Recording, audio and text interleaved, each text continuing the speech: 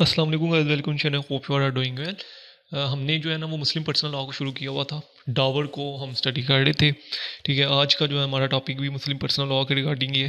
ठीक है, आज का अप्रॉक्सीमेटली 14 या 15 वाला लेक्चर है हमारा, जिसमें हम जो है ना वो रेमेडीज़, डावर अगर कोई हस्बैंड जो है वो अपनी वाइफ को डावर नहीं देता, ठीक है, तो औरत के पास कौन कौन सी रेमेडीज़ हैं कि वो अवेल कर सकती है, और जो उसका हक महर है, जिसका वो इंटाइटल है, जिसको उसने इस्लाम ने राइट दिया हुआ है कि वो जो है ना उसको हक महर देना चाहिए, वो अपना हक महर जो है ना वो कैसे रिकवर करवा सकती है, इसके वाले से जो है ना वो आज के इस लेक्चर में हम डिस्कस करेंगे। Remedies in case of डॉवर। सबसे पहले आपने इंट्रोडक्शन लिखना है। ठीक है, डॉवर होता क्या है, हक महर। आपने मैरिज में भी ये पढ़ा था, हमने लास्ट लेक्चर भी हमारा डॉवर के वाले से था कि जब भी आपने शादी देखी है तो हमने पढ़ा था कि marriage is a civil contract. ठीक है, तो जो कॉन्ट्रैक्ट में सबसे इंपॉर्टेंट एसेंशियल ये होता है कि कंसिडरेशन होती है। ठीक है, जब एक कंसिडरेशन होती है, प्रॉमिस प्लस कंसिडरेशन होता है, तो तब जाके एक एग्रीमेंट बनता है। ठीक है, और देन जब उसको इन्फोर्सेबल बाय लॉ करवाया जाता है तो वो एक कॉन्ट्रैक्ट बनता है। तो ऐसे ही मैरिज में भी एक कंसिडरेशन होती है। ठीक है, चाहे वो पैसे की शक्ल में भी हो सकती है, वो प्रॉपर्टी की शक्ल में भी हो, समथिंग इन रिटर्न, कुछ भी जो है ना वो उस शक्ल में हो सकते हैं कि एक हस्बैंड जो है वो एक स्पेसिफिक अमाउंट जो है ना वो डिटरमाइन करता है कि वो अपनी वाइफ को जो है ना वो निकाह के बदले में वो देगा। ठीक है, जिसको हम हकमैर कहते हैं।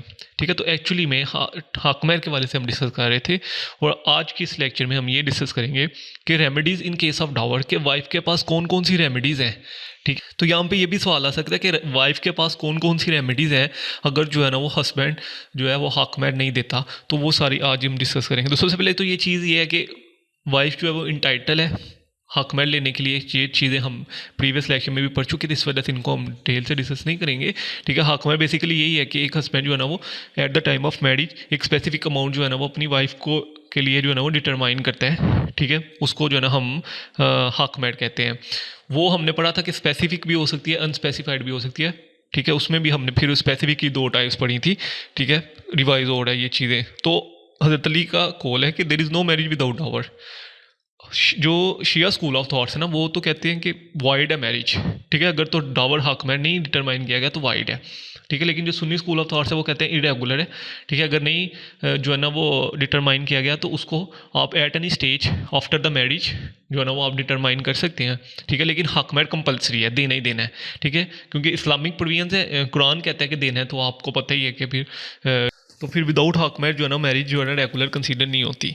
तो बेसिकली डॉवर यही है। अब इसमें हम पढ़ेंगे कि वाइफ के पास कौन कौन सी रेमेडीज़ हैं कि अगर एक हस्बैंड जो है ना वो अपनी वाइफ को हक मैर नहीं देता, तो फिर वाइफ क्या जो है ना वो एक वे अडॉप्ट करेगी अपने हस्बैंड से जो है ना वो हक मैर लेने के लिए। रेलिवेंट प्रोविजन जो है इसकी सेक्शन 285 ऑफ मोहम्मद अल्लाह, और कॉन्ट्रैक्ट एक्ट अगर हम क्रॉस रेफरेंस में जाएँ तो section 63 of the contract act 1872 है। उसके बाद अगर हम इसकी डेफिनेशन देखें फतवा आलमगीर की, तो ये कहते हैं कि डॉवर is an obligation impose by law on husband. ठीक है, ये एक ऑब्लिगेशन है जिसको जो है ना वो लॉ ने इम्पोज किया है हस्बैंड पे। ठीक है, as a mark of respect of for wife. ठीक है, कि औरत की जो है ना रिस्पेक्ट के लिए बेसिकली जो है ना वो एक अमाउंट जो है ना वो डिटरमाइन की है। अगर हम मुल्ला को मोहम्मद अल्लाह को पढ़ें तो सेक्शन 285 कहता है कि dower is the sum of money और other property which the wife entitle to receive. Wife जो है वो इंटाइटल है कि उसको रिसीव करे, और हस्बैंड जो है ना वो कंसिडरेशन देगा in the marriage, in the form of marriage, यानी शादी के बदले में उसको कुछ अमाउंट देगा।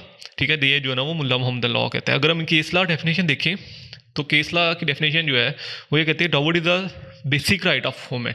ये एक बेसिक राइट ऑफ वुमेन का, ठीक है, is as consideration in lieu of the contract of marriage. ठीक है, शादी के बदले में जो है ना इससे बेसिक राइट्स और जो है ना वो वुमेन को जो है ना वो मिलेगा ही मिलेगा। ठीक है, और जो है ना वो क्लेम कर सकती है एट एनी स्टेज। ठीक है, उसके बाद हम इसकी अगर इंपॉर्टेंस पढ़ें तो इंपॉर्टेंस इसकी ये है कि वुमेन जो है ना वो किसी भी स्टेज पे जो है ना वो अपना हक मैट क्लेम कर सकती है। यानी कि अगर हस्बैंड की डेथ भी हो चुकी है, ठीक है, तो हस्बैंड की डेथ होने के बाद जो उसके जितनी भी प्रॉपर्टी है उसमें से भी अपना हक मैट क्लेम करने का राइट वो एक औरत के पास होता है। ठीक है, इसकी केस लॉ इंपॉर्टेंस की बेसिकली ये है कि ये एक जो है ना वो wife against the arbitrary डॉवर of the husband, कि एक वाइफ इन टाइटल है। ठीक है, हस्बैंड के ऊपर ओब्लिगेशन है, ड्यूटी बाउंड है हस्बैंड के, वो अपनी वाइफ को जो है ना वो हक महर देगा। ठीक है, तो इसकी इंपॉर्टेंस का अंदाजा हम इस केस लॉ से भी लगा सकते हैं कि it was held a wife right to get prop dower from husband not be defeated on the ground of not living with. मतलब एक जो है ना वो औरत अपने हस्बैंड के साथ रह भी नहीं रही, ठीक है, तब भी वो जो है ना वो अपना हक महर जो है ना वो क्लेम कर सकती है। एक औरत जो है ना वो इंटाइटल है, उसके पास मुकम्मल राइट्स हैं कि वो अपना जो है ना वो हक में जो है ना वो अपने हस्बैंड से रिसीव कर सकती है। Capacity to make a contract for dower, देखिए दो तरह के डावर हैं, प्रॉम्प्ट डावर को हमने पढ़ा था लास्ट टाइम भी कि प्रॉम्प्ट डावर वो होता है कि जो एट एनी स्टेज जो है ना वो वाइफ क्लेम कर सकती है। फॉर एग्जाम्पल निकाह हुआ, अब रुखसती का टाइम आ गया तो वाइफ कहेगी कि नहीं मुझे जो है ना वो पहले हक महर चाहिए, फिर मैं जो है ना वो इसके साथ जाऊंगी। ठीक है, तो ये इस स्टेज पे भी क्लेम कर सकती है, बिफोर मैरिज भी क्लेम कर सकती है, आफ्टर मैरिज भी क्लेम कर सकती है, 1 साल बाद 2 साल बाद जब उसका मर्जी दिल चाहे वो क्लेम कर सकती है। उसको हम प्रॉम्प्ट डावर कहते हैं। डेफर्ड डावर ये होता है कि जिसमें जो है ना वो जब मैरिज डिसॉल्व होती है, अब मैरिज डिसॉल्व होने के हमने 4 मेथड पढ़े थे। ठीक है, कि अगर हस्बैंड मैरिज डिसॉल्व करता है तब भी वो क्लेम कर सकती है। ठीक है, उसके बाद जो है ना वो म्यूचुअल कंसर्न से होती है मैरिज डिसॉल्व, तब भी वो क्लेम कर, लेकिन खुला की सूरत में जो है ना वो औरत जो है वो क्लेम नहीं कर सकती अपने हस्बैंड से डॉवर। ठीक है, अगर औरत खुला ग्रांट ले रही है कोर्ट से जो है ना वो खुला की डिग्री पास करवा रही है, ठीक है, वो औरत नहीं रहना चाह रही, तो फिर वो अपना जो है ना वो हक महर वेव ऑफ करना पड़ेगा उस औरत को। ठीक है, सिर्फ खुला की शक्ल में, बाकी जितने भी ग्राउंड अगर हस्बैंड की डेथ हो चुकी है, ठीक है, तो तब भी कि Dawar is a dept basically कर्जा होता है। तो आपको पता ही है कि जब, तो शायद आपको इस चीज़ का अंदाज़ा होगा कि जब कोई पर्सन की डेथ होती है, ठीक है, उसके बाद उसकी तदफीन का पूरा प्रोसेस किया जाता है, और फिर जो सबसे पहला काम किया जाता है उसके ऊपर जो कर्जा होता है, ठीक है, जो लड़के ये चीज़ ज़्यादा बेहतर जानते होंगे कि जनाजगा में भी पूछा जाता है कि अगर इसने किसी से कुछ किसी का कुछ देना है, ठीक है, तो वो बाद में जो है ना वो इनके लीगल हेयर से रब्ता कर सकता है। ठीक है, तो वो एट द स्पॉट जो कर्जा होता है वो after the death of the person वो कर्जा जो है ना वो पे करना होता है। ठीक है, उसके बाद इनहेरिटेंस में प्रॉपर्टी जो है ना वो चली जाती है। ठीक है, तो 2 तरह की टाइप्स पर मैं पढ़ी, प्रॉम्प्ट और डेफर्ड डावर। ठीक है, अब ये है कि वाइफ के पास क्या रेमेडीज़ हैं। ठीक है, remedies of wife to claim the dower, कि वो डावर जो है ना वो क्लेम कर सकती है। देखिए अगर तो प्रॉम्प्ट डावर है, प्रॉम्प्ट डावर जैसे कि हमने पहले पढ़ा कि वाइफ जो है ना वो इंटाइटल है किसी भी स्टेज पे, ठीक है, शादी से पहले जो है ना वो निकाह टाइम भी, और उसके बाद शादी के बाद भी एट एनी स्टेज, ठीक है, 1 साल 2 साल बाद भी जो है ना वो क्लेम कर सकती है। ठीक है, और वो कॉन्जुगल राइट्स परफॉर्म करने के लिए मना भी कर सकती है, जो हस्बैंड और वाइफ के जो राइट्स हैं। ठीक है, अगर तो हस्बैंड डावर नहीं दे रहा, हक महर नहीं दे रहा, तो वो उनको परफॉर्म करने से मना भी कर सकती है। ठीक है, the wife after the death of her legal heir can file a suit. अगर औरत की डेथ हो चुकी है और हस्बैंड ने जो है ना वो हक महर नहीं दिया, तो उसके लीगल हेयर भी जो है ना वो सूट फाइल कर सकती हैं तो उस औरत के बिहाफ पे कि जो है ना वो इस शख्स ने जो है ना वो इस बेटी को जो है ना वो हक महर नहीं था दिया। ठीक है, तो इसका जो है ना वो हक महर जो है ना वो लीगल हेयर भी क्लेम कर सकती हैं। इतनी सख्त प्रोविजंस ऐड की गई, बेसिकली इस्लामिक प्रोविजंस है कि आपने हर हाल में औरत को उसका हक महर देना ही देना है। अब ये अक्सर जो है ना वो हमने देखा है कि ऐसे भी केसेस आते हैं कि एक औरत जो है वो जो है ना वो 4 साल बाद, मतलब उसकी शादी डिज़ोल्व होगी, ठीक है, उसके बाद उसके हस्बैंड ने दूसरी शादी कर ली, उसने खुद दूसरी शादी कर ली, ठीक है, और जब उसकी डिवोर्स हुई, डिवोर्स के 4-5 साल बाद आके जो है ना वो अपना हक महर क्लेम कर रही होती है कि मुझे जो है ना वो जो मेरा पहले शोहर रह चुका है उससे हक महर चाहिए। ठीक है, लेकिन जो लिमिटेशन एक्ट है बेसिकली ना लॉ ने एक लिमिट्स रखी है। ठीक है, ये नहीं है कि अगर आपने आपकी किसी भी चीज़ का केस, मतलब आपकी प्रॉपर्टी आज किसी ने छीनी है और आप जो ना 200 साल बाद जाके केस कर रहे हो जी हमारी प्रॉपर्टी पे इसने कब्जा किया था, तो लॉ कहता है कि ऐसे नहीं है। जब आपके साथ कोई रॉन्ग कमिट हुआ है, आपके साथ किसी ने कोई गलत किया है, तो आप एट द स्पॉट जो है ना वो कोर्ट के पास आए और आप अपना आके जो लीगल जो राइट है वो उसको जो है ना वो जो लीगल रेमेडी है उसको अवेल करें। ठीक है, तो यहाँ पे एक प्रिंसिपल जो है ना वो लागू होता है, डिलेड डिफीट ऑफ इक्विटी। ठीक है, बेसिक इसका जो ऑब्जेक्ट वो ये था कि एक ऐसा पर्सन, ठीक है, जिसमें T at the vigilant not the indolent. ठीक है, ऐसा पर्सन जो अपने राइट के लिए सोया रहता है, तो फिर कोर्ट भी यही समझती है कि उसने अपना राइट वेव ऑफ कर दिया है।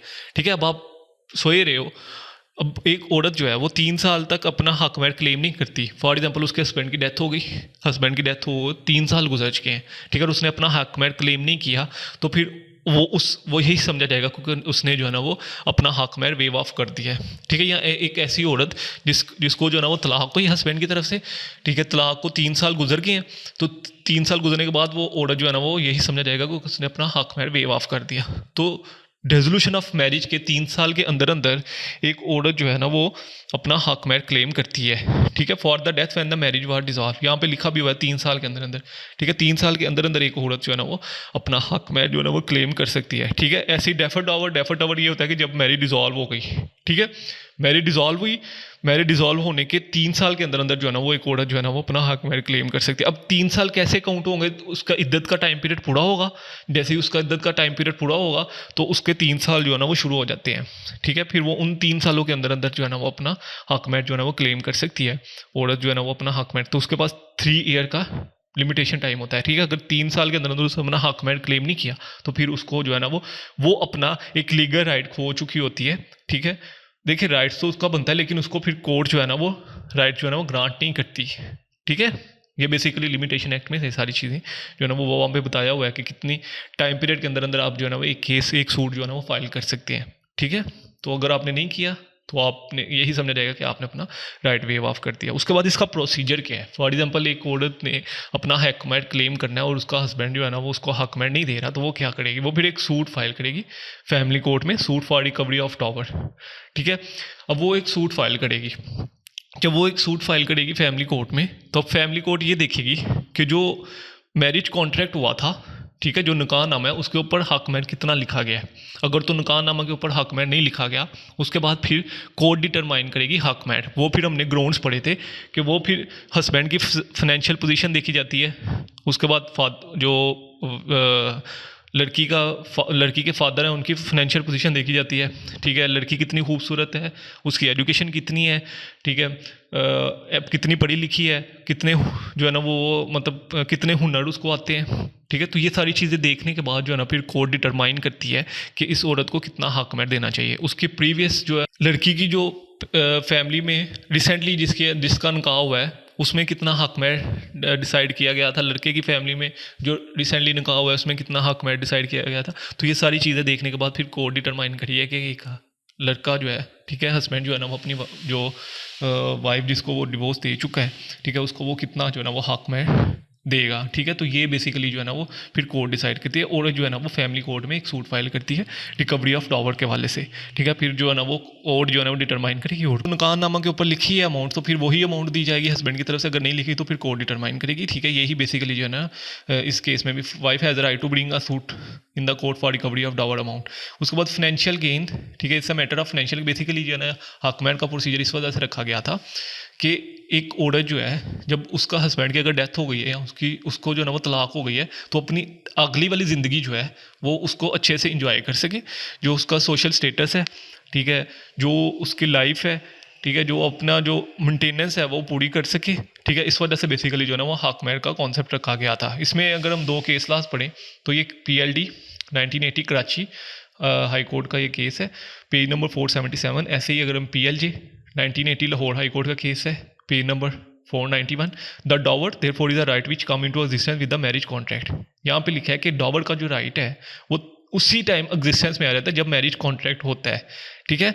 मैरिज कॉन्ट्रैक्ट हुआ, डॉवर का जो राइट है औरत का, ठीक है, वो उसी टाइम एग्जिस्टेंस में आ जाएगा। जैसे कि मैंने लास्ट वीडियो में बताया था कि अगर एक औरत का निकाह हुआ है, निकाह होने के साथ ही उसका जो है ना वो डॉवर जो हक मैर है वो एग्जिस्टेंस में आ जाएगा, वो क्लेम कर सकती है, ठीक है। अब वो अगर निकाह हुआ है और रुखसती नहीं हुई, ठीक है, अब औरत कहती है कि जी मर्द जो है ना वो रुखसती करने से पहले ही औरत को जो है ना वो तलाक दे देता है, फिर उसको आधा हक मैट देना पड़ता है, ठीक है। लेकिन अगर रुखसती हो गई, रुखसती होने के बाद मर्द तलाक देता है तो फिर उसको पूरा हक मैट देना पड़ेगा, ठीक। Itself except that in case of dower is deferred its enforcement is held in abeyance till a certain events. यानी कि लेकिन अगर आपने निकाहनामा में कुछ जो है ना वो शर्त रखी है कि हम दावत तभी देंगे, ठीक है, जब मैरिज डिसॉल्व होगी या 10 साल के बाद डावर होगा या रुखसती के बाद डावर होगा, तो अगर आपने वो सर्टेन इवेंट जो है ना वो डिसाइड नहीं किया, ठीक है, तो फिर जो है ना वो आप डावर जो है ना वो टाइटल है औरत के वो किसी भी वक्त क्लेम कर सकती है, ठीक है। लेकिन अगर आपने सर्टेन इवेंट डिसाइड किया कि फॉर एग्जांपल जो है ना वो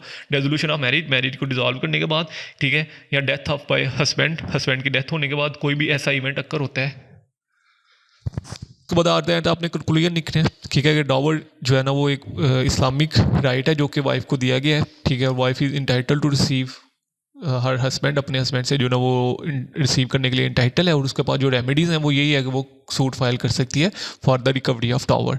तो इसके वजह से कोई भी क्वेश्चन कमेंट से पूछ सकते हैं। इंशाल्लाह जल्द मिलते हैं नेक्स्ट वीडियो में, तो दुआ में रखें। अल्लाह।